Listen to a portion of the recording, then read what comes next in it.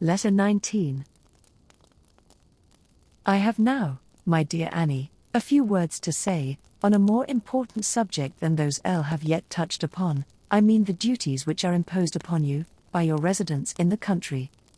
As your husband is the last descendant of an ancient family, it is particularly incumbent upon him, and, of course, also upon you, to keep up as much as possible the kindly feeling which existed in the olden time, between the lords of the soil and its cultivators, but which has, of late years, been too much neglected. The proprietor of a large estate ought to be regarded by the labouring cottagers in the light of a protector, to whom they can look up for advice and assistance in their troubles, and as a friend upon whose kindness they may confidently rely, and who they know will be interested in their welfare. When this is the case, the tenantry of a country gentleman will form his best bodyguard, and, instead of ever attempting to injure his property, they will do all in their power to protect it. I think it highly desirable that you should be personally acquainted with the poor people in the vicinity of your husband's mansion, that you may know how to afford them the most acceptable assistance, and who are most deserving of it.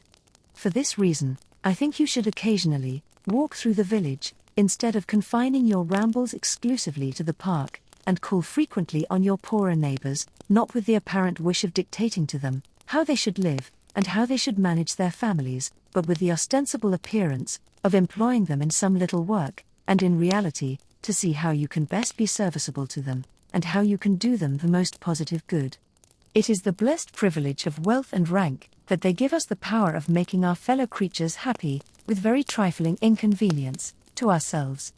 A word or a kind look from the rich to the poor speaks volumes, and carries with it encouragement and pleasure, which no efforts of persons in their own rank in life can give.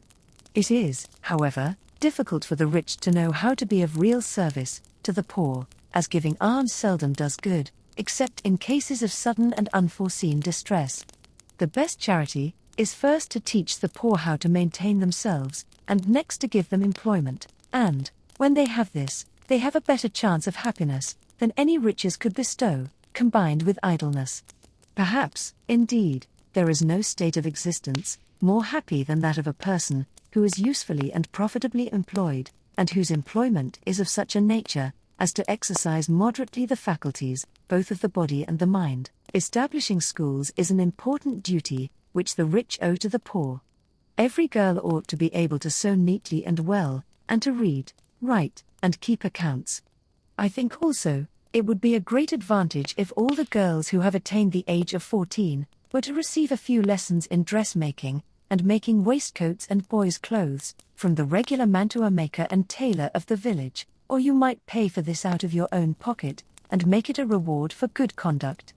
It is particularly useful to the wife of a labouring man, to know how to cut out and make, or alter clothes, as work of this kind can be taken up and laid down, while the mother is nursing her children, or watching the boiling of a pot, or some similar kind of simple cookery.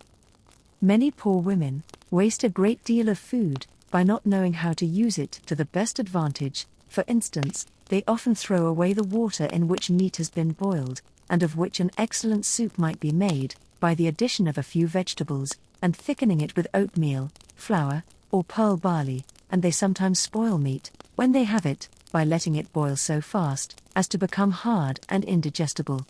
I do not mean, by making these observations, that I think you should make inquiries into what your poor neighbours have for dinner, or how they cook their food, as there are no points on which the poor generally dislike to be interfered in more than these, but I only mean that you should, if possible, get the daughters taught the best way of cooking food suitable to their rank in life, by some experienced person, and that then, it should be left for the mothers to adopt these new plans or not, as they liked. Generally speaking, I would not have you too fond of offering to have the daughters of the cottagers taught anything by your own servants. The modes of living of the rich and the poor are necessarily so different, that a cottager's daughter would reap very little advantage from seeing how the dishes were prepared for your table, while she might be rendered discontented by observing the very great difference between the mode of living in your kitchen and in her own cottage. There are, however, exceptions to this rule, in the case of girls who wish to become servants, and, Whenever that happens, I would advise you always to have the girl sent to the mansion house, to be placed under the direction of the servant, in whose department she might wish to be employed. Before commencing your visits to the poor, I would advise you to inquire in what way you can best afford them employment. For instance, in your neighborhood, I believe, the country people employ themselves generally in making lace. Knowing this, you could not do better, when calling upon some of the cottagers, than to give an order for lace, and in doing so, you might enter into conversation with them about their patterns, the length of time they have been employed in the business, and a variety of other topics, which will suggest themselves naturally. This will deprive your visit of the painful feeling which would have attended it if you had called without any direct object in view, and it will give you an opportunity of becoming acquainted with the different members of the family, and seeing whether there are any too young or too old to work in the same manner as the others, and for whom you may possibly be able to find fitting employment. Plaiting coarse straw or bulrushes is an employment that can be followed both by old people and young children, and you will find covers made of straw plaited into bands, and then sewn together, of great service in protecting your half-hardy plants during frosty weather. Garden mats, baskets for flowers, and various other things may be made in the same manner, and you will easily find out what will be most suitable to your protégés, and what they can do with least difficulty to themselves. In cases of illness, I am sure you will be happy to assist your poor neighbors in every way in your power. When poor people are ill, their means of support are stopped, and they have not only to labor through the pains of illness, but they are also exposed to the greatest privations for the want of food, at the very moment when food, of a more nourishing nature than usual, is required for them. Then, it is that the helping hand of the rich is of the greatest value to the poor, and that charity takes its most graceful form. Many ladies in the country employ a portion of their time in making clothes for the poor, but with the exception of permitting young people to make baby linen, I question whether it is advisable that much should be done in this way.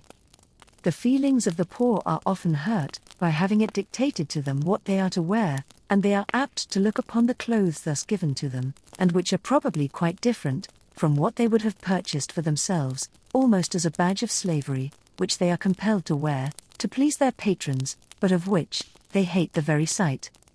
And now, my dear Annie, I shall bid you adieu, with my pen, as next week, I hope to be able to accept your often repeated invitation to come and see myself the result of my admonitions. I shall certainly be delighted to visit your gardens, your poultry yard, your dairy, and all your favorite haunts, but what will give me most pleasure will be to see you happy, and to be assured from your experience that it is possible for a young and beautiful woman, though brought up amidst all the gaieties of a town life, to abandon them without a sigh, and to enjoy rationally a country life.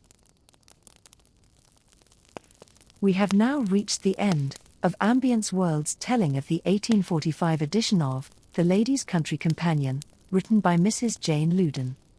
If you have enjoyed this audiobook, please consider liking, sharing and subscribing,